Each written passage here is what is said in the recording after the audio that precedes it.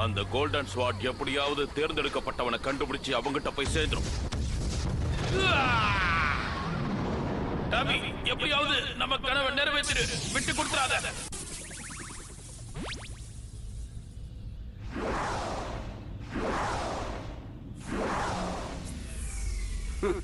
அவனோட முயற்சி தோல்வியில தான் முடியும்.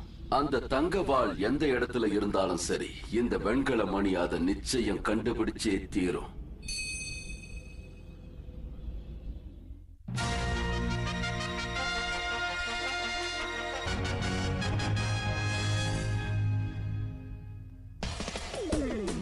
நான் இங்கே நலமாயிருக்கிறேன், ஆனந்த களிப்பினில் மிதக்கிறேன், பார்ப்பதற்கு அழகாயிருக்கிறேன், ஆடி பாடி ரசித்து மகிழ்கிறேன்.